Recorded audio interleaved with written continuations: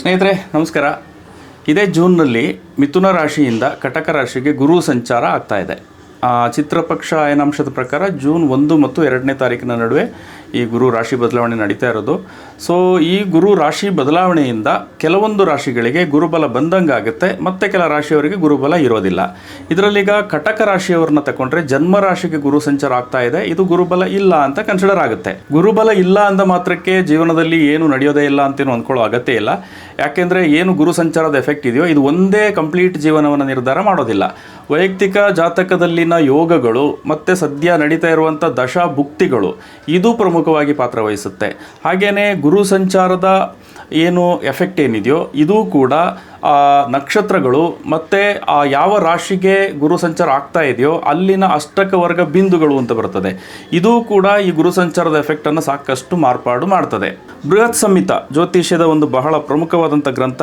ಇದರಲ್ಲಿ ಸ್ಪಷ್ಟವಾಗಿ ಉಲ್ಲೇಖ ಇದೆ, ಗುರು ಸಂಚಾರದ ಫಲಗಳನ್ನೇ ಏನಿದೆಯೋ ಇದು ದಶೆಗಳ ಜೊತೆ ಅನ್ವಯಿಸಿ ನಿರ್ಣಯಿಸಬೇಕು ಅಂತ ಹೇಳಲಾಗಿದೆ. ಇಲ್ಲಿ ಸಂಸ್ಕೃತ ಶ್ಲೋಕದ ಇಂಗ್ಲೀಷ್ ಟ್ರಾನ್ಸ್ಲೇಷನ್ ಇದೆ, ನೀವು ಕೂಡ ಓದ್ಕೋಬೋದು. ಸಾಮಾನ್ಯವಾಗಿ ಗೋಚರ ಫಲವನ್ನು ರಾಶಿಯಿಂದ ನೋಡಲಾಗುತ್ತೆ. ಸೊ ರಾಶಿ ಅಂದರೆ ನಿಮ್ಮ ಜಾತಕದಲ್ಲಿ ಚಂದ್ರ ಯಾವ ರಾಶಿಯಲ್ಲಿ ಸ್ಥಿತ ಆಗಿರ್ತದೋ ಅದು ನಿಮ್ಮ ರಾಶಿ ಆಗುತ್ತೆ. ಚಂದ್ರಮ ಮನಸೋ ಜಾತ ಅಂತ ಗ್ರಂಥಗಳಲ್ಲಿ ಹೇಳಲಾಗಿದೆ. ಅದರ ಅರ್ಥ ಏನು ಅಂದರೆ ಏನು ಗೋಚರ ಫಲ ಅಂತ ಹೇಳಲಾಗುತ್ತೋ ಇದು ಪ್ರಮುಖವಾಗಿ ಮನಸ್ಸಿಗೆ ಅಪ್ಲೈ ಆಗುತ್ತೆ ಹೊರತು ದೇಹಕ್ಕೆ ಅಪ್ಲೈ ಆಗಲ್ಲ, ಅಥವಾ ಯಾವುದೇ ಘಟನೆಗಳಿಗೆ ಅಪ್ಲೈ ಆಗಲ್ಲ. ಇನ್ನು ಗುರು ಗೋಚರ ಫಲ ನಮ್ಮ ಮನಸ್ಸಿನ ಮೇಲೆ ಹೇಗೆ ಪ್ರಭಾವ ಬೀರುತ್ತೆ ಅನ್ನೋದನ್ನು ತಿಳ್ಕೊಬೇಕಾದ್ರೆ ಗುರು ಅಂದರೆ ಏನು ಅನ್ನೋದನ್ನು ತಿಳ್ಕೊಬೇಕಾಗುತ್ತೆ. ಗುರು ಅಂದರೆ ಏನು? ನಮ್ಮ ನಂಬಿಕೆ, ಪ್ರಧಾನವಾಗಿ ನಮ್ಮ ನಂಬಿಕೆ, ನಮ್ಮ ವಿಶ್ವಾಸ, ನಮ್ಮ ನಿರೀಕ್ಷೆಗಳು, ನಮಗೆ ಸಿಗುವಂಥ ಮಾರ್ಗದರ್ಶನ, ಇದನ್ನು ಪ್ರಧಾನವಾಗಿ ಗುರು ಸಿಗ್ನಿಫೈ ಮಾಡುತ್ತೆ.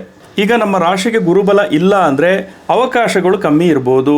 ಏನು ಅಂದ್ಕೊಂಡಿರ್ತೀವೋ ಆ ವಿಚಾರದಲ್ಲಿ ಆಗುತ್ತೋ ಇಲ್ವೋ ಅನ್ನೋ ನಂಬಿಕೆ ಅಪನಂಬಿಕೆಗಳ ಹೊಯ್ದಾಟ ಇರ್ತದೆ. ನಿಮ್ಮ ಮೇಲೆ ನಿಮಗೆ ಆತ್ಮವಿಶ್ವಾಸದ ಕೊರತೆ ಕಾಡ್ಬೋದು.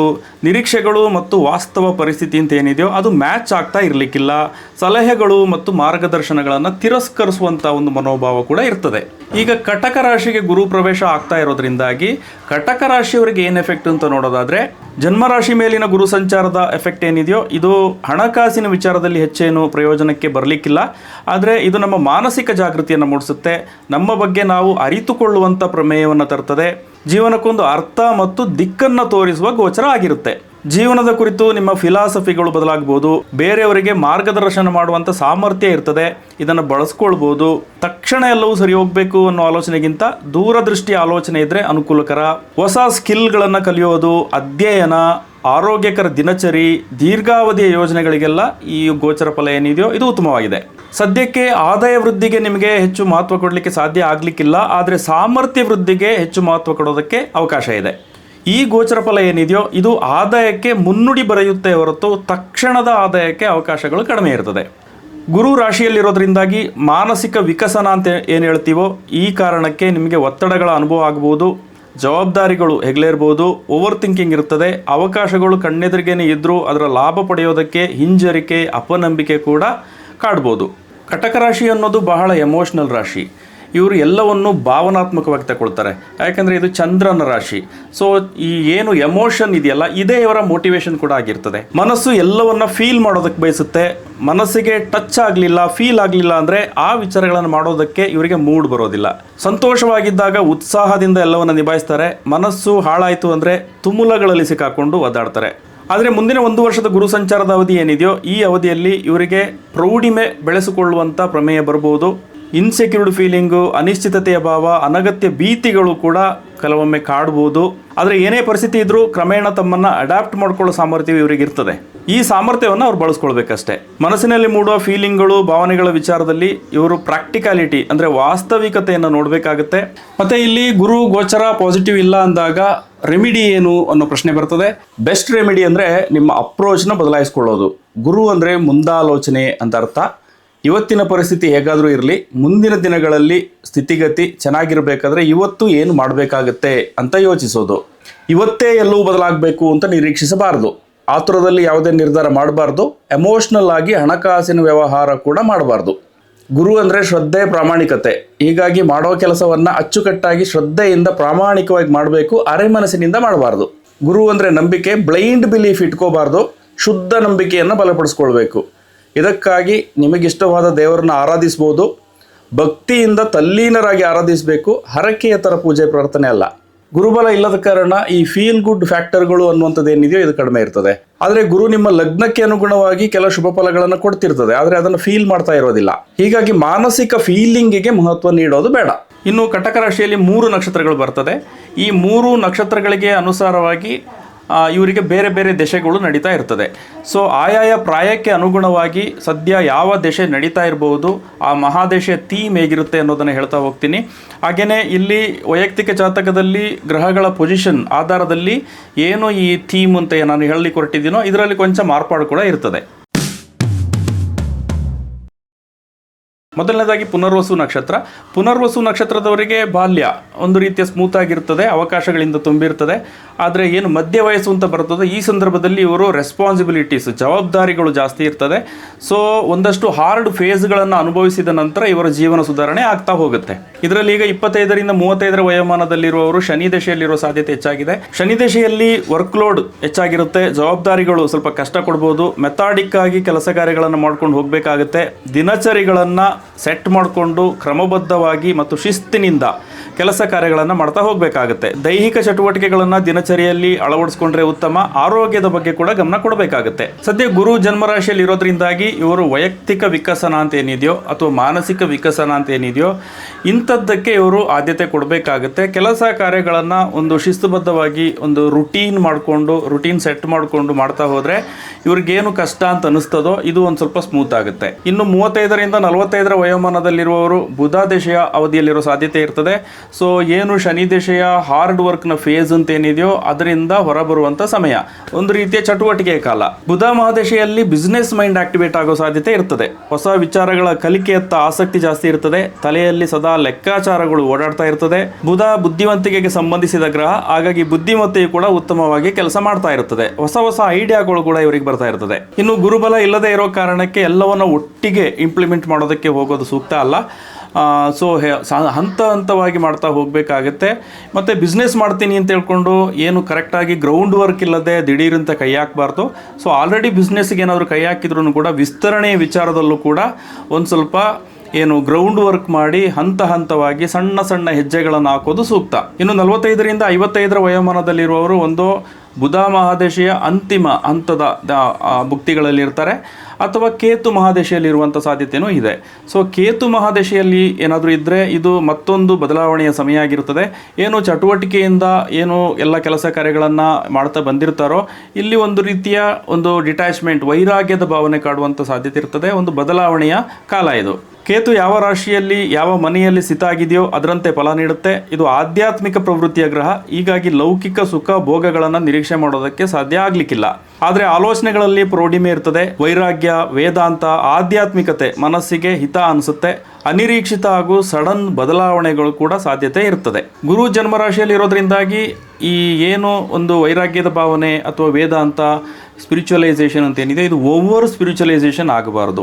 ಏನು ಜವಾಬ್ದಾರಿಗಳು ನಾವು ಮಾಡಲೇಬೇಕಾದಂಥ ಕೆಲಸ ಕಾರ್ಯಗಳು ಅಂತ ಏನಿದೆಯೋ ಇದಕ್ಕೆ ಸಂಬಂಧಪಟ್ಟಂಗೆ ಏನು ಆಧ್ಯಾತ್ಮಿಕ ಚಿಂತನೆ ನಮ್ಮ ವ್ಯಕ್ತಿತ್ವ ವಿಕಾಸನಕ್ಕೆ ಇಟ್ಕೊಳ್ಬೇಕೇ ಹೊರತು ಕೆಲಸ ಕಾರ್ಯಗಳು ಕರ್ತವ್ಯದ ವಿಚಾರದಲ್ಲಿ ಅದನ್ನು ಬಳಸಬಾರ್ದು.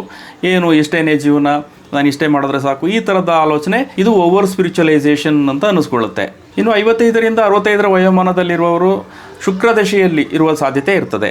ಕೇತು ಮಹಾದಶೆಯ ಅವಧಿಯಲ್ಲಿ ಜೀವನ ಇಷ್ಟೇನೆ ಅನ್ನೋ ರೀತಿಯ ಒಂದು ಆಲೋಚನೆ ಏನಿರ್ತದೋ ಅದರಿಂದ ಆಚೆ ಬಂದು ಇಲ್ಲ ಪ್ರಪಂಚ ಬಹಳ ಕಲರ್ಫುಲ್ ಆಗಿದೆ ಅಂತ ಅನ್ನಿಸ್ಲಿಕ್ಕೆ ಶುರುವಾಗ್ಬೋದು. ಜೀವನದಲ್ಲಿ ಒಂದು ಹೊಸ ರೀತಿಯ ಹುರುಪು ಕೂಡ ಮೂಡುವ ಸಾಧ್ಯತೆ ಇದೆ. ನೆಕ್ಸ್ಟ್ ಪುಷ್ಯ ನಕ್ಷತ್ರ. ಪುಷ್ಯ ನಕ್ಷತ್ರದವರು ಬಾಲ್ಯ ಏನಿದೆಯೋ ಸ್ವಲ್ಪ ಕಠಿಣ ಫೇಸ್ಗಳನ್ನು ನೋಡಿರ್ತಾರೆ. ಯಾಕೆಂದರೆ ಶನಿ ದಶೆಯಿಂದ ಅವರ ಬಾಲ್ಯ ಆರಂಭ ಆಗಿರುತ್ತೆ. ಸೊ ತಾರುಣ್ಯ ಅನ್ನೋದು ಚಟುವಟಿಕೆಯಿಂದ ಕೂಡಿರ್ತದೆ. ಸೊ ಮಧ್ಯ ವಯಸ್ಸಿನ ನಂತರ ಒಂದು ಮಟ್ಟಿಗೆ ಸುಖ ಭೋಗ, ಲಕ್ಸುರೀಸ್ ಇಂಥವುಗಳನ್ನು ನೋಡೋದಕ್ಕೆ ಅವಕಾಶ ಇರ್ತದೆ. ಇವರಲ್ಲೀಗ 25ರಿಂದ 35ರ ವಯೋಮಾನದಲ್ಲಿರುವವರು ಬುಧ ಮಹಾದಶೆಯಲ್ಲಿರುವ ಸಾಧ್ಯತೆ ಇರ್ತದೆ. ಸ್ಕಿಲ್ ಬಿಲ್ಡಿಂಗಿಗೆ ಇದು ಉತ್ತಮ ಕಾಲ ಅಂತ ಅನ್ಬೋದು. ಯಾಕೆಂದರೆ ಮನಸ್ಸು ಬಹಳ ಆಕ್ಟಿವ್ ಆಗಿರ್ತದೆ. ಬುಧ ಮಹಾದಶೆಯಲ್ಲಿ ಬಿಸ್ನೆಸ್ ಮೈಂಡ್ ಆಕ್ಟಿವೇಟ್ ಆಗೋ ಸಾಧ್ಯತೆ ಇರ್ತದೆ. ಹೊಸ ವಿಚಾರಗಳ ಕಲಿಕೆಯತ್ತ ಆಸಕ್ತಿ ಹೆಚ್ಚಾಗಿರುತ್ತೆ. ತಲೆಯಲ್ಲಿ ಸದಾ ಲೆಕ್ಕಾಚಾರಗಳು ಓಡಾಡ್ತಾ ಇರ್ತವೆ. ಬುಧ ಬುದ್ಧಿವಂತಿಕೆಗೆ ಸಂಬಂಧಿಸಿದ ಗ್ರಹ, ಬುದ್ಧಿಮತ್ತೆಯು ಉತ್ತಮವಾಗಿ ಕೆಲಸ ಮಾಡ್ತದೆ, ಹೊಸ ಹೊಸ ಐಡಿಯಾಗಳು ಕೂಡ ಬರ್ತಾ ಇರ್ತದೆ. ಆದರೆ ಗುರುಬಲ ಇಲ್ಲದೆ ಇರೋ ಕಾರಣಕ್ಕೆ ಎಲ್ಲವನ್ನು ಒಟ್ಟಿಗೆ ಇಂಪ್ಲಿಮೆಂಟ್ ಮಾಡೋದಕ್ಕೆ ಹೋಗೋದಕ್ಕಿಂತಲೂ ಏನು ಐಡಿಯಾಗಳು ಅಂತ ಬರ್ತಾವೋ ಅದನ್ನು ಇವತ್ತು ನಮಗೆ ಬಳಸಲಿಕ್ಕೆ ಸಾಧ್ಯ ಆಗಲಿಲ್ಲ ಅಂದರೂ ಮುಂದಿನ ದಿನಗಳಲ್ಲಾದರೂ ಬಳಸಲಿಕ್ಕೆ ಅದನ್ನು ಒಂದು ಪ್ಲ್ಯಾನ್ ಥರ ಮಾಡ್ಕೊಂಡು ಹೋದರೆ ಈ ಏನು ಗುರುಬಲ ಇದೆಯೋ ಇದು ಪ್ಲ್ಯಾನ್ಗಳನ್ನು ಮಾಡೋದಕ್ಕೆ ನಮ್ಮನ್ನು ನಾವು ಏನು ನಮ್ಮ ಸಾಮರ್ಥ್ಯ ಅಥವಾ ನಮ್ಮ ಐಡಿಯಾಗಳು ಇದನ್ನು ಒಂದು ದಿಕ್ಕಿನಂತ ತಿರುಗಿಸೋದಕ್ಕೆಲ್ಲ ಹೆಲ್ಪ್ ಮಾಡುತ್ತೆ ಆ್ಯಕ್ಚುಲಿ. ಇನ್ನು 35ರಿಂದ 45ರ ವಯೋಮಾನದಲ್ಲಿರುವವರು ಕೇತು ಮಹಾದಶೆಯಲ್ಲಿರುವ ಸಾಧ್ಯತೆ ಇದೆ ಅಥವಾ ಶುಕ್ರ ಮಹಾದಶೆಯ ಆರಂಭದಲ್ಲಿರ್ಬೋದು. ಇದು ಕೊಂಚ ಗೊಂದಲಮಯ ಸಮಯ ಆಗಿರುತ್ತೆ, ಆಲೋಚನೆಗಳಲ್ಲಿ ಪರಿವರ್ತನೆಗಳ ಸಮಯ. ಕೇತು ಯಾವ ರಾಶಿಯಲ್ಲಿ ಯಾವ ಮನೆಯಲ್ಲಿ ಸ್ಥಿತ ಆಗಿದೆಯೋ ಅದರಂತೆ ಫಲ ನೀಡುತ್ತೆ. ಇದು ಆಧ್ಯಾತ್ಮಿಕ ಪ್ರವೃತ್ತಿಯ ಗ್ರಹ, ಹೀಗಾಗಿ ಲೌಕಿಕ ಸುಖ ಭೋಗಗಳನ್ನು ನಿರೀಕ್ಷೆ ಮಾಡೋದಕ್ಕೆ ಸಾಧ್ಯ ಆಗಲಿಕ್ಕಿಲ್ಲ. ಆದರೆ ಆಲೋಚನೆಗಳಲ್ಲಿ ಪ್ರೌಢಿಮೆ ಇರ್ತದೆ, ವೈರಾಗ್ಯ, ವೇದಾಂತ, ಆಧ್ಯಾತ್ಮಿಕತೆ ಮನಸ್ಸಿಗೆ ಹಿತ ಅನಿಸುತ್ತೆ. ಅನಿರೀಕ್ಷಿತ ಹಾಗೂ ಸಡನ್ ಬದಲಾವಣೆಗಳು ಕೂಡ ಸಾಧ್ಯತೆ ಇರ್ತದೆ. ಗುರು ಜನ್ಮರಾಶಿಯಲ್ಲಿ ಇರೋದ್ರಿಂದಾಗಿ ಕೊಂಚ ಮಟ್ಟಿಗೆ ಇವರಿಗೆ ನಿರಾಶಾವಾದ ಕಾಡ್ಬೋದು. ಸೊ ಜೀವನ ಇಷ್ಟೇ ಈ ರೀತಿಯೆಲ್ಲ ಅಂದ್ಕೊಳ್ಬಾರ್ದು. ಮತ್ತು ಏನಾದರೂ ಬದಲಾವಣೆಗಳು ಸಡನ್ ಚೇಂಜಸ್ಸು ಇಂಥದ್ದೆಲ್ಲ ಇದ್ದಾಗ ಹೆದರಬಾರ್ದಷ್ಟೇ. ಸೊ ಕ್ರಮೇಣ ಆಲೋಚನೆ ಮಾಡಿ ಏನು ಮುಂದಿನ ಹೆಜ್ಜೆ ಏನು, ಮುಂದೆ ಏನು ಮಾಡ್ಬೋದು ಅನ್ನೋ ರೀತಿಯಲ್ಲಿ ನಾವು ಅದನ್ನು ಆಲೋಚನೆ ಮಾಡಬೇಕಾಗುತ್ತೆ. ಇನ್ನು 45ರಿಂದ 55ರ ಹರೆಯದಲ್ಲಿರುವವರು ಶುಕ್ರ ಮಹಾದಶೆ ಕಾಲದಲ್ಲಿರುವಂಥ ಸಾಧ್ಯತೆ ಇದೆ. ಜೀವನದಲ್ಲಿ ಹೊಸ ಉರುಪು ಮೂಡ್ಬೋದು, ಕಲಾತ್ಮಕತೆ, ಅಭಿರುಚಿಗಳು ಮುನ್ನೆಲೆಗೆ ಬರ್ಬೋದು. ಡಿಸೈರ್ಸ್, ಆಸೆಗಳು, ಕಾಮನೆಗಳು, ಕನಸುಗಳು ಇಂಥವೆಲ್ಲ ಮನಸ್ಸಿನಲ್ಲಿ ಮೂಡ್ಬೋದು.